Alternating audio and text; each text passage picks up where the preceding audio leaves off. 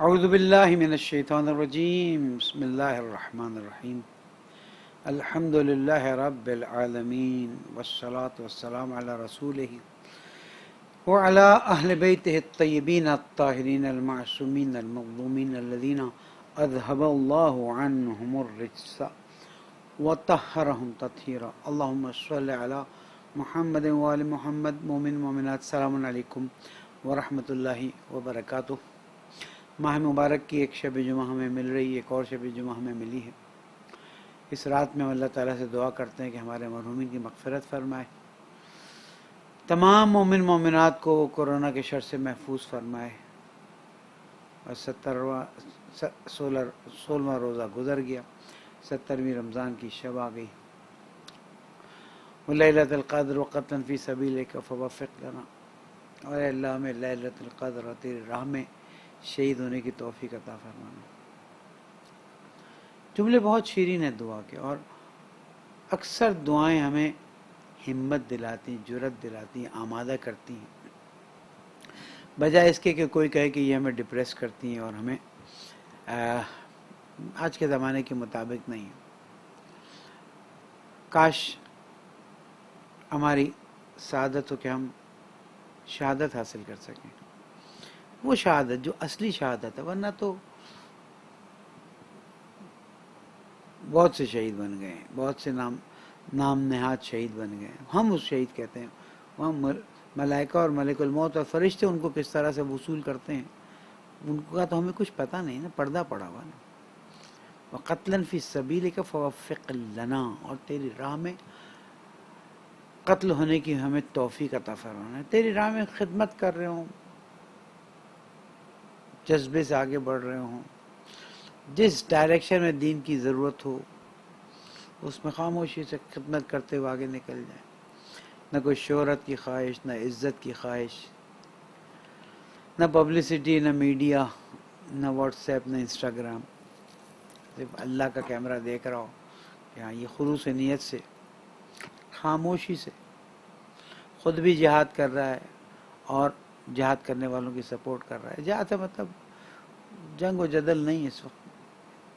اس وقت مسلمانوں کے حوصلے کو بڑھانا بھی جہاد ہے، اتحاد پیدا کرنا بھی جہاد ہے، اور اہل بیت کا پیغام پہنچانا اس شدید مشکل عالم میں بھی جہاد ہے. مجھے آگے بڑھنا تھا، لیکن ظاہر ہے کہ جب ٹیلی ویژن پہ کچھ چیزیں ہوتی ہیں تو ہم اتحاد المسلمین کی خاطر بہت سی چیزوں کو برداشت کرتے ہیں اور کرنا بھی ہے. مجھے کسی نے کہا کہ کب تک اس طرح خاموش رہو گے، تو میں نے کہا اولا تو میں اس طرح خاموش نہیں ہوں جس طرح آپ سمجھتے ہیں. دوسرا یہ کہ میرے مولانا نے 25 سال کتنی باتیں کی ہیں، کتنا بیان. 25 سال ایک نہج البلاغہ، جس میں ایک بڑی تعداد تو ان خطبوں اور ان خطوط کی ہے جو 4 سال اور کچھ مہینے ظاہری خلافت میں. میرے مولا سے زیادہ خاموش کون ہوگا؟ اور اگر میرے مولا نے خاموشی اختیار کی تو میں خاموشی تو نہیں اختیار کر رہا ہوں، لیکن مجھے آگ نہیں لگانی ہے. مجھے اس وقت بزرگ علماء نے یہ وظیفہ دیا ہوا ہے کہ آپ اتحاد کی بات کریں، اتفاق کی بات کریں، اپنا موقف بھی پیش کر لیں. ہم اپنا موقف پیش کرنے میں پیچھے نہیں، لیکن اگر کوئی کچھ کہہ رہا ہے تو ہم اس کی باتوں میں ٹانگ اڑانے کے ارادے سے وہاں نہیں بیٹھے، اس لیے کہ ایک چنگاری پیٹرول کے ٹینکر کو آگ لگا سکتی ہے.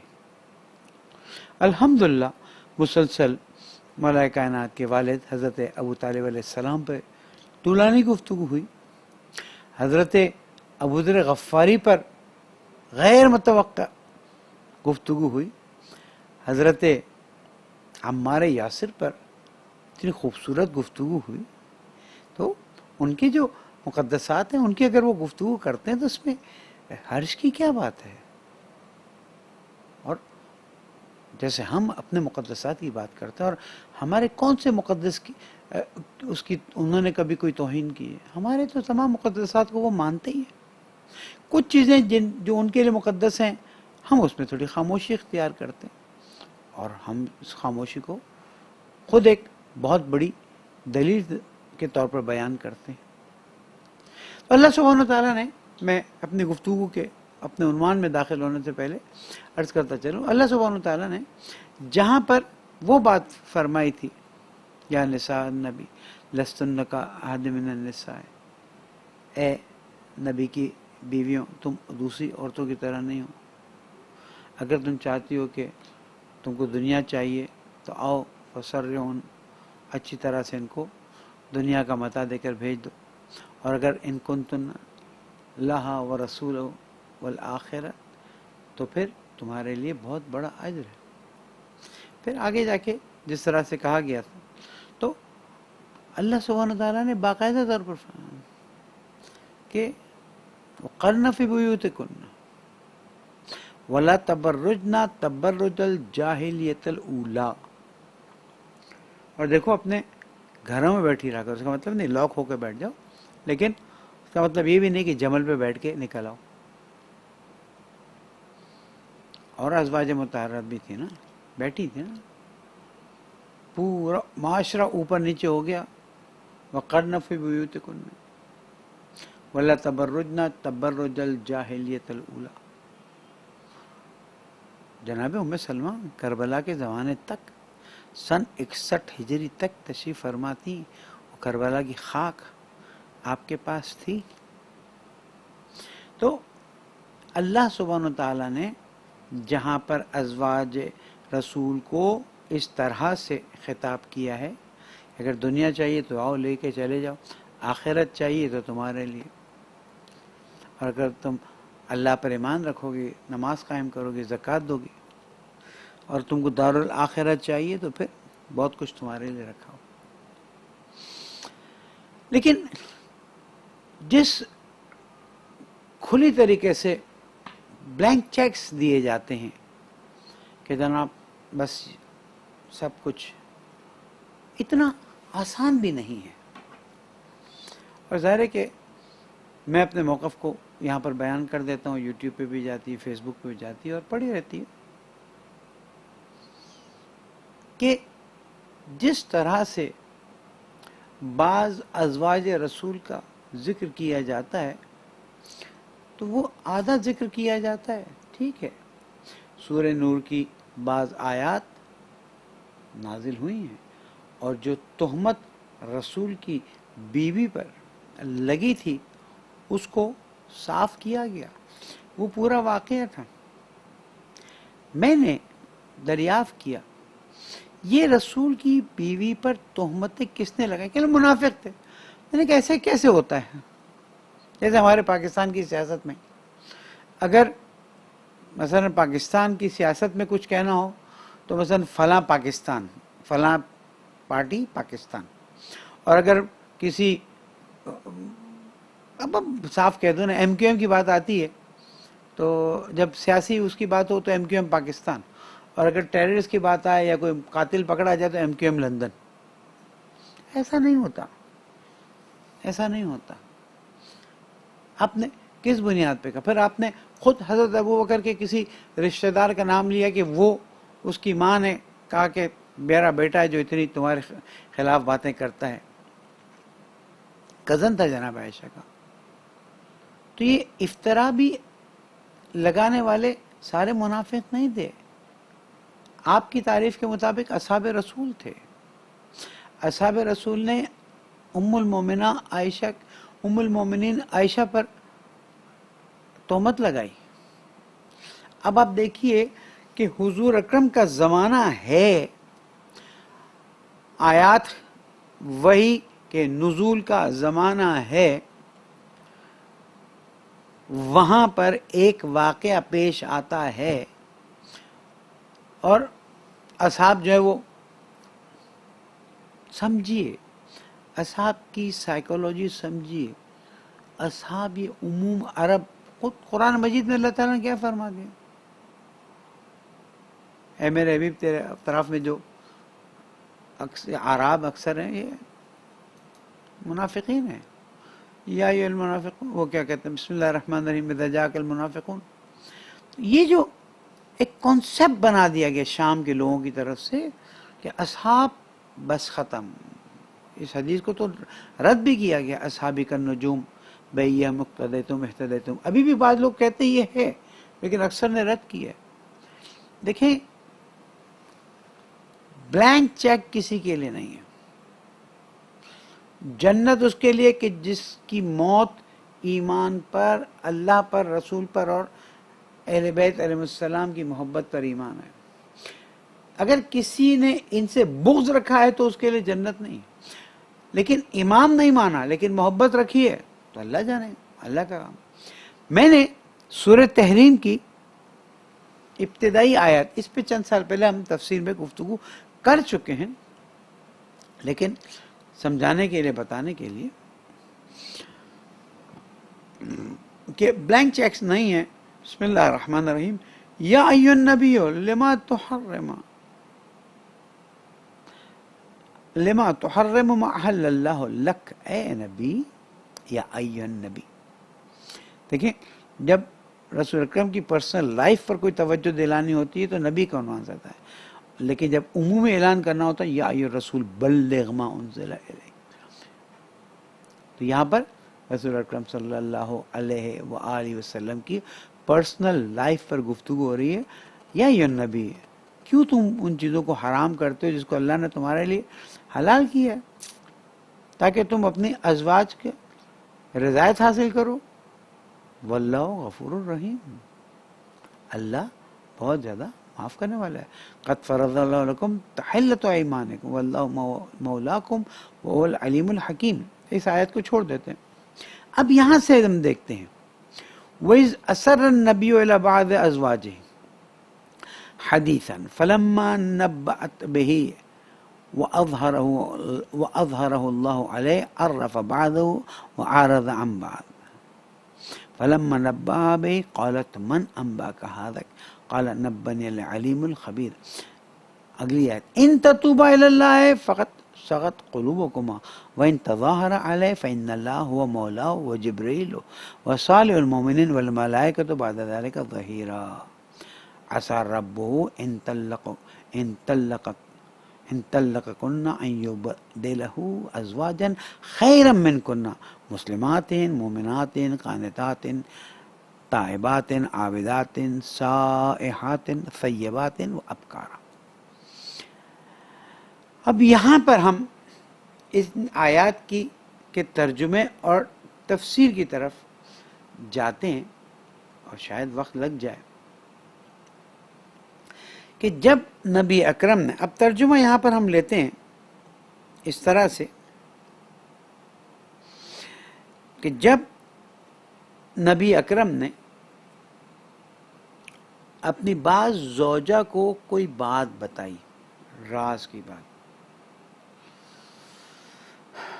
فَلَمَّا نَبَّأَتْ بِهِ وَأَظْهَرَهُ اللَّهُ عَلَيْهِ، تو اس ایک زوجہ کو، اب نام نہیں آئے گا کسی کا، دو نبی کی بیویاں، نام نہیں لوں گا، خواہ مخواہ دل آزاری، میں صرف تاریخی حقائق صرف یہ بتانے کے لیے، بلینک چیکس نہیں۔ جب رسول نے ایک زوجہ الی بعض ازواجہ بتایا تو فلما نبأت بہ، اس نے دوسرے کو بتایا، وَأَظْهَرَهُ اللَّهُ عَلَيْهِ، اور اللہ نے اپنے رسول کو بتا دیا کہ یہ چیزیں اس طرح سے ہوئی ہیں۔ تو اللہ کے نبی نے جب پوچھا تم نے یہ کیا تو کہا کس نے تم کو، فلما نبأ قالت من انبأک ھذا، پوچھنے والی نے پوچھا کہ آپ کو کس نے یہ بات بتا دی؟ اللہ کے نبی سے پوچھا جاتا ہے، آپ کو کیسے پتا؟ بھائی بات ہے، آسمان سے پتا، زمین سے پتا، اوپر سے پتا، نیچے سے پتا، پتا ہے۔ تو ہمارے لیے تو ہو سکتا ہے کہ اب یہ کہا جائے کہ بھائی کہاں سے پتا چلا، لیکن رسول اکرم کے بارے میں پوچھا جائے کہ آپ کو کس نے بتایا؟ قال نبأنی العلیم الخبیر، اچھا پوچھتی ہو، میرے سورس پوچھتی ہو، تو مجھے تو علیم خبیر نے بتایا۔ اب آپ آئیے اس آیت پہ جو میرا اس وقت پر، ان تتوبا الی اللہ، یعنی جرم ہو چکا ہے، غلطی ہو چکی ہے، خطا ہو چکی ہے، اور اگر میں توبہ کے لفظ سے کش کروں، گناہ ہو چکا ہے۔ اگر تم دونوں نے اللہ کی طرف توبہ کی، فقط سغت قلوبکما، تمہارے دل تو تھوڑے دوسری طرف مائل ہو چکے ہیں۔ اب آئیے اگر تم دونوں اللہ کے سامنے توبہ کر لو کیونکہ تم دونوں کے دل ٹیڑھے ہو گئے ہیں، اور اگر تم نبی کے خلاف ایک دوسرے کی پشت پناہی کرو گی تو اللہ یقیناً اس کا مولا ہے، اور جبرائیل اور صالح مومنین اور فرشتے بھی اس کے بعد ان کے پشت پناہ ہیں۔ دیکھیے گا نا، سورہ تحریم سورہ نمبر 66 آیت نمبر 4، 66/4۔ میں اس کی تفسیر کی طرف جا رہا ہوں۔ ان تتوبا الی اللہ، اگر تم دونوں اللہ کے سامنے توبہ کر لو اور رسول صلی اللہ علیہ وسلم کو اذیت دینے اور رسول کے خلاف کارروائیاں کرنے سے باز آ جاؤ تو بہتر ہے۔ ازواج رسول میں ہیں، اللہ بلینک چیک نہیں دے رہا ہے کسی کو، میں دے رہا ہوں۔ ان تتوبہ میں کس چیز سے توبہ کرنے کے لیے کہا جا رہا ہے؟ ابھی میں اہل سنت کی تفسیر و تشریح دے رہا ہوں آپ کو۔ اور وَإِن تَظَاهَرَ عَلَيْهِ سے معلوم ہوتا ہے یعنی توبہ نہ کرنے کی صورت میں وَإِن تَظَاهَرَ عَلَيْهِ رسول کے خلاف گھٹ جوڑ کرتے رہو گے جس پر تم دونوں قائم ہو تو پھر فقط شغت قلوبکم کا مطلب ہے۔ اب دیکھیں میں خود نہیں بولتا، آیت کے اس جملے کی تشریح میں تفہیم القرآن نے جو اقوال نقل کیے ہیں ان کے ذکر پر ہم اکتفا کرتے ہیں۔ سغو عربی زبان میں مڑ جانے اور ٹیڑھا ہو جانے کے معنی میں بولا جاتا ہے۔ شاہ ولی اللہ محدث دہلوی نے اس فقرے کا ترجمہ کیا ہے، ہر آئینہ کچ شدہ از دل شما، شاہ ولی اللہ محدث دہلوی۔ اور شاہ رفیع الدین صاحب کا ترجمہ ہے، کج ہو گئے ہیں دل تمہارے، ہو گئے ہیں، ہو جائیں گے نہیں، تمہارے دل رائے راست سے ہٹ گئے ہیں۔ اور زاغت قلوبہم کے بارے میں حضرت عبداللہ ابن عباس، عبداللہ ابن مسعود اور سفیان ثوری اور ضحاک نے اس کا مفہوم بیان کیے، زاغت قلوبکم یعنی تمہارے دل رائے راست سے ہٹ گئے ہیں۔ امام راضی اس کے تشریح میں فرماتے ہیں، عدلت و مالت عن الحق، رسول کی بیوی ہیں لیکن عدلت و مالت عن الحق، وہ حق الرسول صلی اللہ علیہ وآلہ، حق سے ہٹ گئے، اور حق سے مراد رسول اللہ صلی اللہ علیہ وسلم کا حق ہے۔ اور علامہ آلوسی کی تشریح میں یہ مال ہے، مالت عن الواجب من موافقت صلی اللہ علیہ وسلم بحب ما یحب، یعنی ان کو چاہیے تھا جو رسول پسند کریں اس کو پسند کریں، جو رسول ناپسند کریں ناپسند کریں، لیکن یہ ہٹ گئی، رسول کی پسند کو ناپسند اور ناپسند کو پسند کرتے ہیں۔ اور پھر آگے جو جملہ ہے وَإِن تَظَاهَرَ عَلَيْهِ، اس جگہ پر بھی تفہیم قرآن کی عبارت اس طرح سے، تظاہرہ کے معنی ہے کسی کے مقابلے میں باہم تعاون کرنا، ایک دوسرے کی بیکنگ کرنا یا کسی خلاف ایکا کرنا۔ شاہ ولی اللہ صاحب نے اس فقرے کا ترجمہ اس طرح سے کہا ہے، اگر باہم متفق شوید بر رنجانیدن پیغمبر۔ محسوس ہوا کچھ آپ کو کہ جہاں اللہ سبحانہ وتعالیٰ نے عفق کا الزام ہٹا دیا اور رسول کی زوجہ پر اس تہمت کو دور کر دیا، رسول کی آبرو تھی، عزت تھی، وہاں پر اللہ سبحانہ وتعالیٰ نے یہ بھی فرمایا کہ تمہارے دل ٹیڑھے ہو گئے، تم توبہ کرو۔ اور پھر ہمارے لیے ایک بہت بڑا مسئلہ پتہ ہے کیا ہے؟ ہمارے لیے ایک بہت بڑا مسئلہ یہ ہے کہ ہم دیکھتے ہیں کہ ایک طرف سے تو آپ آگے کہتے ہیں کہ جناب جو بھی رسول کے مقابلے میں کھڑا ہو وہ گیا، وہ تو پھر رسول اکرم نے تو علی ابن ابی طالب علیہ السلام کو اپنا اخی، اپنا بھائی قرار دیا، اپنا نفس قرار دیا۔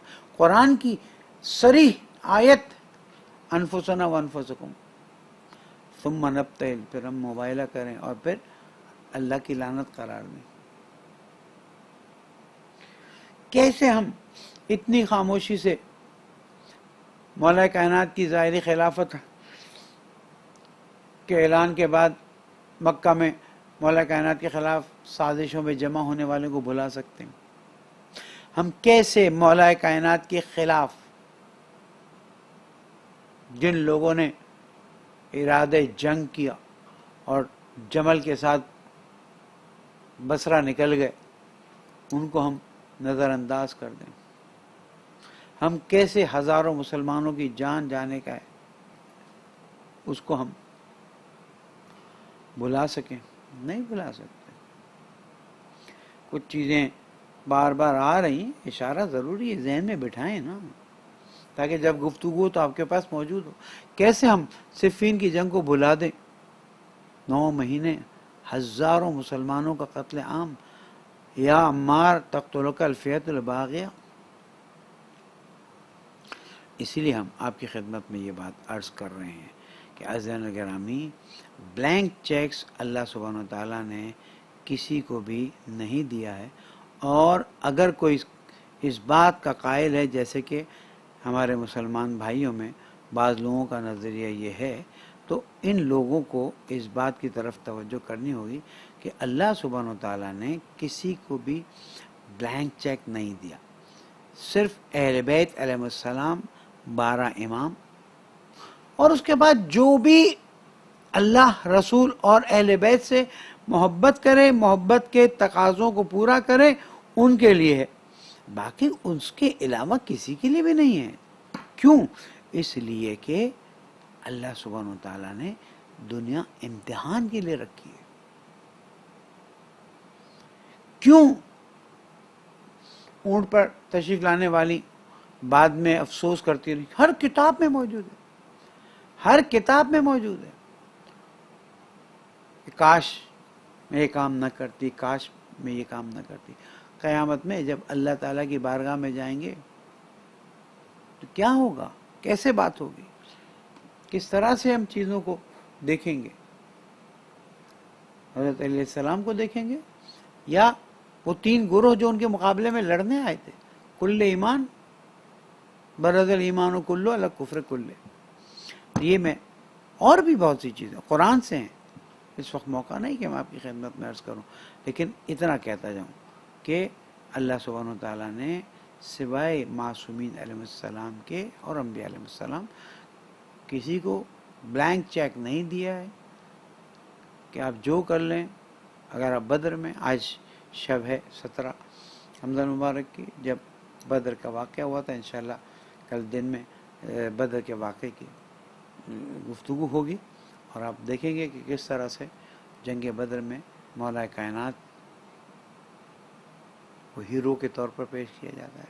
میں تعجب کرتا ہوں، ایک طرف سے آپ مولا کائنات کے اتنے فضائل پیش کرتے ہیں، اتنے فضائل پیش کرتے ہیں کہ، اور ہیں بھی، اس کے بعد مولا کائنات کے مقابلے میں لڑنے والے حدیثیں آپ پیش کرتے ہیں، لا یحبک الا المومن ولا یبغضک الا الکافر الا المنافق، اور اس کے بعد آپ کا جو مقابلہ کرنے والا ہے، آپ کو لڑنے والا ہے، نہیں وہ بھی کلمہ گو، وہ بھی کلمہ گو، وہ بھی بدری صحابی، وہ بھی بدری صحابی، وہ بھی مثلا فلاں، یہ بھی فلاں، اور اللہ معاف کرے گا اجتہادی غلطی ہوگی۔ بہرحال ہم آج بدر پہ گفتگو نہیں کر رہے، کل کی گفتگو ہو جائے گی، تو ان کے جو دوسرے پوائنٹس ہیں ان کو میں بیان کرنے کی کوشش کروں گا۔ تو ہم کل یہاں تک پہنچے تھے کہ اللہ سبحانہ و تعالیٰ نے جن لوگوں کو چنا ہے اپنے لیے، ان کی تعریف بیان کر رہے ہیں، اور یہ تعریف ہر مومن کے لیے ہو سکتی ہے اگر وہ اس پہ عمل کرے، اور اگر وہ ان پہ عمل کرے تو امام زمانہ کا ساتھی بن جائے گا۔ کچھ چیزیں بہت آسانی سے مل جاتی ہیں، لیکن کچھ چیزیں حاصل کرنے کے لیے بہت زیادہ، دیکھیں لوہا، اس کو اگر کسی چیز میں ڈالنا ہے تو ایک جنرل آگ ڈالی، اس میں ڈال دیا، وہ پگھلا، اس کو آپ نے کر دیا، بڑا ماس پروڈکشن، سٹیل ملز۔ لیکن گولڈ کو اگر آپ کو کرنا ہے تو وہ پھر بہت ہی نزاکت کے ساتھ گرم کر کے، پگھلا کے، بڑے خاص طریقے سے، اور اگر آپ کو ڈائمنڈ کو تراشنا ہے تو پھر اس کے لیے خاص قسم کی بلیڈ آتی ہے۔ لوہا جنرل مومنین، گولڈ وہ مومنین جو زیادہ کوشش کریں، زیادہ محنت کریں، ہم امام علیہ السلام کے لیے اپنے آپ کو ابھی سے تیار کریں۔ اور ڈائمنڈ خوش قسمت ہے جو اتنا اپنے آپ کو تراشیں کہ وہ اتنا خوبصورت ہو جائے کہ امام زمان علیہ السلام کے تاج کا حصہ بن جائے۔ ظاہر ہے نہ امام زمانہ کا تاج ہے، نہ ڈائمنڈ ہے، نہ کچھ ہے، یہ صرف سمجھانے کی باتیں. ہم ظاہری چیزوں پر بہت زیادہ جاتے ہیں، ہمیں ظاہری چیزوں سے زیادہ اندرونی چیزوں کو دیکھنا ہوگا. دیکھیں اللہ تعالیٰ نے کیا فرمایا، بسم اللہ الرحمن الرحیم. عباد الرحمن، جب میں یہ آیات پڑھتا ہوں تو مجھے بہت کیف محسوس ہوتا ہے، اور میری آرزو ہوتی ہے کہ میں ایسا بنوں. اور یہ وہ صفات ہیں جو مومن کے اندر ظاہری طور پر اور باطنی طور پر موجود ہونی چاہیے. بسم اللہ الرحمن الرحیم. عباد الرحمن الذین یمشون علی الارض ہونا واذا خاطبهم الجاہلون قالوا سلاما. دیکھیں عباد الرحمن، اللہ تعالی کبھی عبدی کہہ کے پکارتا ہے، یا عبادی. وَإِذَا سَأَلَكَ عِبَادِي عَنِّي فَإِنِّي قَرِيبٌ أُجِيبُ دَعْوَةَ الدَّاعِ إِذَا دَعَانِ. اور جب سألک عبادی عنی، تو عبادی، جب میرا بندہ تجھ سے میرے بارے میں سوال کرے تو تب کہیں فإنی قریب، اللہ تم سے بہت قریب. تو عبادی یا عبد کا عنوان اللہ سبحانہ و تعالیٰ نے بہت خصوصاً استعمال کیا ہے. تو یہاں پر سورہ فرقان کی آخری آیتوں میں اللہ تعالیٰ فرماتا ہے وعباد الرحمن الذین یمشون علی الارض ہونا. اللہ کے بندے جو اپنے آپ کو بندگی کے سانچے میں ڈھال چکے ہیں، ڈائمنڈ تراشا جا چکا ہے.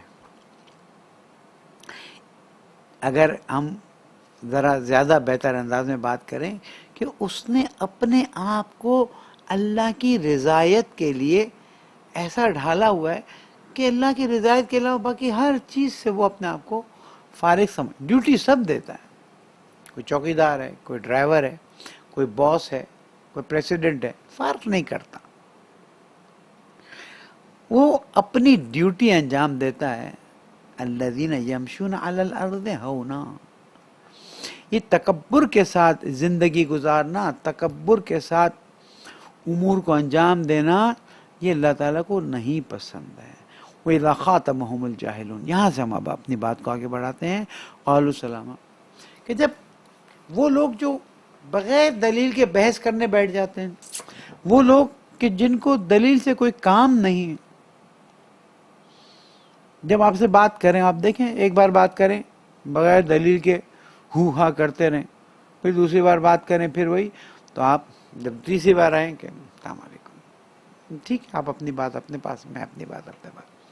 وَإِذَا خَاطَبَهُمُ الْجَاهِلُونَ قَالُوا سَلَامًا، یعنی عزت سے، رسپیکٹ سے، خاموشی سے گزر جاتے ہیں. کیوں؟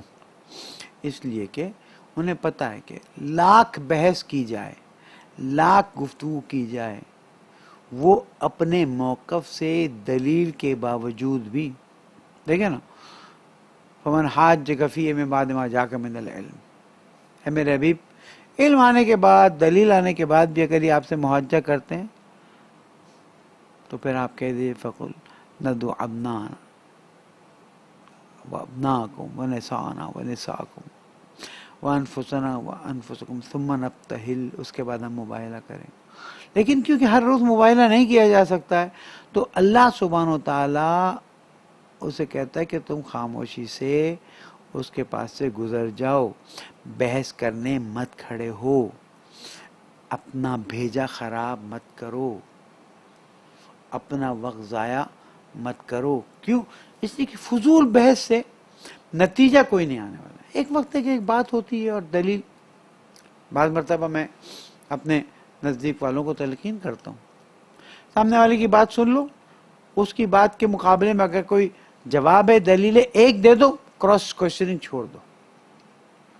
کراس کوشچننگ بہت مشکل کام ہے، بہت ناپسندیدہ کام ہے. ٹھیک ہے، علمی بحث اور گفتگو اپنی جگہ پر ہے، لیکن عام زندگی میں اس طرح سے وہ پھر کہے، پھر وہ کہے، اس سے مشاجرہ شروع ہوتا ہے اور پھر تعلقات خراب ہو جاتے ہیں، اس کے بعد مسائل پیدا ہو جاتے ہیں۔ تو وَإِذَا خَاطَبَهُمُ الْجَاهِلُونَ، یعنی وہ لوگ کہ جن کے پاس محدود علم ہے، یا جس معاملے میں بات کر رہے ہیں ان کے پاس علم ہی نہیں ہے، قالوا سلاما، اگر آپ کو جواب نہیں آتا تو بھی آپ کہتے ہیں سلام علیکم، اور آپ کو جواب آتا ہے لیکن آپ کو پتہ ہے یہ بحث کرتے رہیں گے، قالوا سلاما۔ اس کے بعد اللہ تعالیٰ ارشاد فرماتا ہے، بہت شیرینی کے ساتھ اللہ تعالیٰ اپنے بندوں کے بارے میں بتایا، والذین یبیتون لربہم سجدا وقیاما۔ یہ بڑی خاص چیزیں ہیں اور خاص لوگوں کے لیے ہیں۔ ترجمہ کر دوں، والذین یبیتون، یہ وہ لوگ ہیں کہ جو رات کو صبح میں تبدیل کرتے ہیں، یعنی رات گزارتے ہیں، لیکن کس حالت میں رات گزارتے ہیں؟ لربہم سجدا وقیاما۔ یہ اللہ تعالیٰ کے حبیب کی خاصیت تھی، اور ائمہ معصومین علیہ السلام کی خاصیت تھی کہ وہ حضور اکرم تو ہر تھوڑی دیر بعد نماز شب ان پر اللہ تعالیٰ نے فرض فرمائی ہوئی تھی۔ یہ بڑی ڈیوٹی، تو پھر جن کے رتبے سوا ان کے لیے ڈیوٹی بھی سوا۔ اللہ کے حبیب سوتے تھے، پھر جاگتے تھے، وضو فرماتے تھے، پھر 2 رکعت نماز پڑھتے تھے، پھر سو جاتے تھے۔ اس طرح پوری رات جاگتے اور سوتے رہتے تھے اور نماز شب کو ادا بھی کر لیتے تھے۔ ائمہ معصومین علیہ السلام بھی رات کے تیسرے پہر میں، رات کے دوسرے پہر میں، ایک پہر یتیموں اور غریبوں تک آذوقہ پہنچانے کا کام فرماتے تھے، اور ایک پہر میں عبادت میں وقت گزارتے تھے۔ یہ ہماری بدبختی کہ ہمارا ماحول ایسا ہے کہ ہم اس گولڈن ٹائم کو کسی بھی صورت میں اویل نہیں کر سک رہے، رات کو دیر سے سونا، پھر دوسرے مسائل۔ لیکن اللہ سبحانہ و تعالیٰ کو وہ راز و نیاز کا وقت بہت پسند ہے، جب سب سو رہے ہوں اور آپ اٹھ کے اکیلے میں اللہ تعالیٰ سے گفتگو فرمائیں، اکیلے میں نماز شب پڑھیں۔ اللہ تعالیٰ نے فرمایا وَمِنَ اللَّيْلِ فَتَہَجَّدْ بِهِ نَافِلَةً لَكَ عَسَىٰ أَن يَبْعَثَكَ رَبُّكَ مَقَامًا مَحْمُودًا۔ نماز شب پڑھنے والے کو اللہ سبحانہ و تعالیٰ مقام محمود عطا کرتا ہے۔ اللہ تعالیٰ نے معصوم فرماتے ہیں، ایک حدیث میں اللہ تعالیٰ سے یہ بات نقل کی گئی جسے حدیث قدسی بھی کہا جاتا ہے کہ جب میرا بندہ واجبات کو انجام دیتا ہے تو مجھے اچھا لگتا ہے، میں اس کو اجر عطا کرتا ہوں، لیکن جب وہ مستحبات کو انجام دینا شروع کرتا ہے، نماز کے نوافل، ماہ رمضان کے علاوہ مستحب روزے، نماز شب 51 رکعت نماز دن اور رات میں، 17 فرض اور 34 مستحب نمازیں، تو اللہ تعالیٰ فرماتے بندے اب تو نہیں دیکھے گا، اب میں تیرے لیے وہ کرنے والا ہوں جس کا تو تصور نہیں کر سکتا۔ اللہ تعالیٰ اس سے عشق فرماتا ہے، محبت فرماتا ہے۔ ایک تو ویسے ہی اپنی مخلوق سے محبت فرماتا ہے، پھر اللہ تعالیٰ اس سے بے حد محبت فرماتا ہے، اور فرماتا ہے کہ اب تو نہیں دیکھے گا میں دیکھوں گا، تو نہیں بولے گا میں بولوں گا، تو نہیں سنے گا میں سنوں گا، تیرے ہاتھ کام نہیں کریں گے میں کروں گا۔ اللہ تو لامکان ہے، محدودیت نہیں رکھتا، یعنی اب تجھے اتنی پاور دے دی جائے گی کہ تو یہ سب خود کر لے گا۔ اب تو حکمت سے بولے گا، تو حکمت سے دیکھے گا، تو حکمت سے سنے گا، اور فضول چیزیں تجھ سے دور ہونا شروع ہو جائیں گی۔ یہ بندے اور اللہ کا رابطہ بہت شیرین رابطہ ہے، اور اگر اس رابطے کو بہتر انداز میں قائم کرنا چاہتا ہے کوئی، تو دن میں بندوں کی خدمت کا کوئی راستہ نکالے اور رات میں عبادت کا موقع نکالے۔ اللہ ہم سب کو توفیق عطا فرمائے۔ والذین یبیتون لربہم سجدا وقیاما، اور پھر میری اور آپ کی حالت یہ ہو جائے کہ رات کو سوتے وقت آنکھ کھلے یا واش روم جانا پڑے تو اس وقت غافل نہ ہوں، اس وقت ایسا نہیں نیند میں جا رہے ہیں بس کوئی خیال نہیں، آنکھ کھولے الحمدللہ واش روم جائیں بسم اللہ سبحان اللہ، بستر پہ لیٹے ہیں ذکر الہی، کیونکہ اللہ کے ذکر سے دلوں کو جلا ملتی ہے۔ پورا دن نہیں معلوم ہمیں ذکر کا وقت ملتا ہے یا نہیں ملتا، لیکن رات کے اس وقت میں کبھی ایک ٹرائی کیجئے کہ جب آپ واش روم کے لیے اٹھیں تو ایک جملہ کہیں، اے وہ اللہ جس کو نہ نیند آتی ہے نہ تھکن آتی، میں سو رہا تھا تو میری حفاظت فرما رہا تھا۔ آپ دیکھیے گا آپ کے دل میں کتنا سکون محسوس ہوگا، کتنی لذت محسوس ہوگی۔ کیوں؟ اس لیے کہ اللہ چاہتا ہے کہ بندہ سوتے جاگتے اٹھتے بیٹھتے نماز غیر نماز اللہ کو یاد کرے۔ والذین یبیتون لربہم سجدا وقیاما، ٹھیک ہے کہ اس میں نماز شب کی طرف توجہ دلائی گئی ہے، اب بہت خوبصورت انداز میں توجہ دلائی گئی ہے، لیکن بات اس سے آگے ہے، اور وہ بات یہ ہے کہ آپ سوتے اٹھتے ہر حالت میں اللہ رب العزت سے غافل مت ہوئیے۔ اگر آپ نے سوتے جاگتے پریکٹس کر لی، دیکھیں دن میں تو نماز پڑھ ہی لیتے ہیں، نماز تو وہ ایک واجبات میں سے ہے، اگر نہیں پڑھیں گے تو ڈنڈے پڑیں گے، اس کے بعد کیا کرتے ہو، اس کے بعد کتنا اس کو یاد کرتے ہو، نیند سے اٹھتے ہو تو غافل رہتے ہو کہ اس کو یاد کرتے ہو۔ تو آپ صرف اتنا سوچ لیں کہ اللہ تعالیٰ نے ہمارے بدن سے اضافی چیزوں کے نکالنے کا سسٹم رکھا ہوا ہے، اور ایسا سسٹم رکھا ہوا ہے کہ اگر رات کو آپ کو واش روم جانے کی نیند پڑے تو آپ کی نیند اٹھتی ہے، آپ جاگتے ہیں اور واش روم جاتے ہیں۔ اللہ نے کہا سوچا ہو یہ تو بندہ میرے سے غافل ہے، یہ سب بستر میں ہی کرے، عذاب بن جائے زندگی ہماری۔ تو وہ جو اتنی بڑی نعمت ہے اس کے لیے ایک چھوٹا سا الحمدللہ ہے کہ نہیں ہے؟ دعا ہے الحمدللہ الذی امات عن الاذى وحنانی طعامی و شرابی و عافانی من البلوى، حمد اس اللہ کی اطعمنی جس نے مجھے کھانے پینے کو فائدے پہنچائے اور میرے بدن سے اذیت کرنے والی چیزوں کو باہر نکال دیا۔ میڈیکل کالج کے زمانے کا وہ ایک حالت ہوتی تھی لوگوں کی، پیشاب رک گیا ہے، اور جس بے چینی اور بے دردی ایک درد کے عالم میں وہ آتے تھے۔ آج بھی اللہ سے دعا کرتا ہوں اللہ شاید میرا شکر کرنا جو نا اس لالچ میں کہ مجھے بیماریاں نہ آئیں، مجھے بہت کچھ اور توفیق ملے، میں مشکلات سے بچ جاؤں، اس لیے کہ جب لئن شکرتم لازیدنکم نا، اگر تم اللہ کا شکر ادا کرو گے تو اللہ اسے زیادہ کرے گا۔ میں اللہ تعالیٰ سے کہتا ہوں پلنے والے میرا شکر تو وہ تاجر کی طرح کا ہے کہ جو تجھے اس لیے یاد کرتا ہے کہ نہیں یاد کرے گا تو سب چلا جائے گا۔ واقعاً کئی بار میں نے انالائز کیا میں کیوں لگی لپٹی رکھوں، میں اپنے شکر کو تاجر جیسے کہ شکر ادا نہیں کروں گا تو سب کچھ ہی چلا جائے گا۔ میں چاہتا ہوں کہ جیسے میرے مولا نے فرمایا تھا کہ اس طرح سے شکر کرو جیسے اللہ کو اس قابل جانتے ہو۔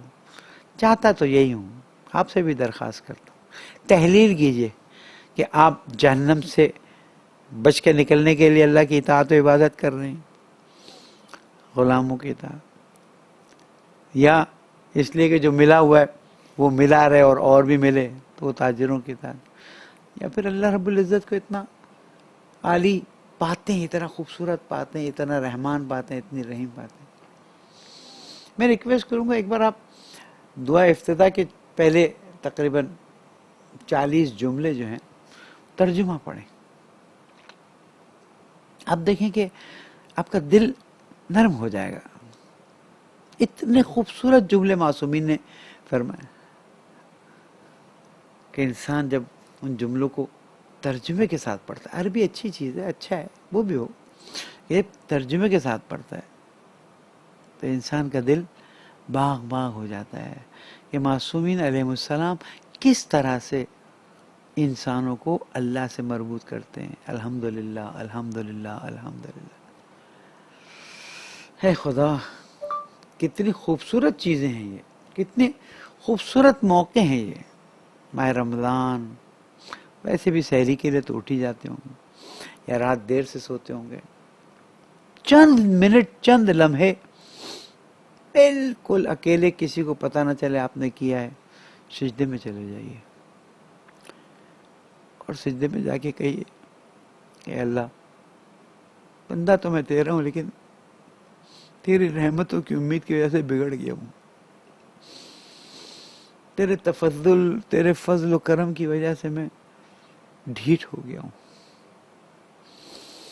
گناہ کرتا ہوں.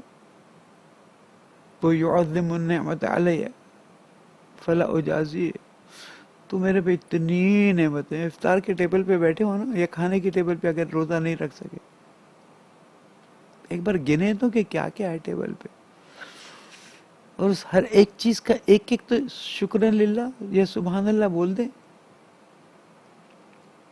سجدے میں جائیے، اقرار کریں، اقرار سچے دل سے. پالنے والے، نہ تیری بندگی کا حق ادا ہو سکتا ہے، نہ تیری نعمتوں پر شکر ادا ہو سکتا ہے. یہ کیا ہے جو تو نے اتنا مجھ پہ تفضل کیا؟ مجھے بتا تو، میری کیا حیثیت تھی کہ تو نے مجھے کس مقام سے کس مقام تک پہنچا دیا. ہم سب، یہ میں اپنی بات کر رہا ہوں لیکن ہم سب آج ہم کسی ایسے مسلک میں بیٹھے ہوئے ہوتے کہ جن میں رونے کا تصور نہیں. ایک مسلک ہے جس میں رونے کا کوئی تصور نہیں ہے، ایک مسلک ہے جس میں اہل بیت بتی کے عزت احترام، باقی کچھ نہیں. اور ہمارے مسلک میں ہم شب قدر میں میرے مولا کا غم بھی منائیں گے. جناب خدیجہ کی وفات کی رات ہم نے غم منایا، یاد کیا پورا دن امام حسن کی ولادت. بہت بڑی نعمت ہے. اس لیے بار بار کہیے رب ارحمہما کما ربیانی صغیرا، کہ آج آپ اس چوکھٹ پر، اس دہلیز پر آ کر بیٹھ گئے ہیں تو رات کے سجدے میں اقرار کیجئے، اپنی عاجزی کا اقرار کیجئے، اپنی نااہلی کا اقرار کیجئے، اور اللہ سے کہیے کہ پالنے والے، اب تو اتنا تفضل کر رہا ہے نا، تو اب ان کو واپس مت لے لے. اب جو تو نے اتنا مجھ سے، اپنے سے مجھے نزدیک کر دی، میری تو کوئی چیز نہیں تھی، تو ہی تھا جس نے کیا. تو پالنے والے، اب مجھے بھی تجھ سے نزدیک ہونے کی توفیق عطا کر. یہ سجدہ رات کا 3 منٹ 4 منٹ کچھ نہیں ہوتا تو الہی الآف استغفر اللہ ربی واتوب الیہ، پریشانی مشکلات بیان کریں. اب دیکھیے گا کہ اللہ سبحانہ و تعالیٰ آپ پر اور کرم کرے گا، اور تفضل کرے گا. جو چاہیے وہ بھی ملے گا، جس کا آپ کو خیال نہیں وہ بھی ملے گا. اور کتنا، اب کیا کمی ہے جو اور ملے. لیکن پھر بھی اللہ تعالیٰ کو مانگنا بہت پسند ہے. والذین یبیتون لربہم سجدا وقیاما. اور کل انشاءاللہ سوچ ہے کہ کل ہماری گفتگو کی آخری رات ہوگی، پھر اس کے بعد شب قدر کا پروگرام نشر کر دیا گیا ہے. شب قدر میں 19 اور 21ویں شب کو پہلے جوشن کبیر، دعا افتتاح اور جوشن کبیر ہوگی، اور اس کے بعد پھر مجلس اور عزاداری ہوگی، اور پھر اعمال شب قدر انجام دیں گے. والذین یقولون ربنا اصرف عنا عذاب جہنم ان عذابها کان غراما.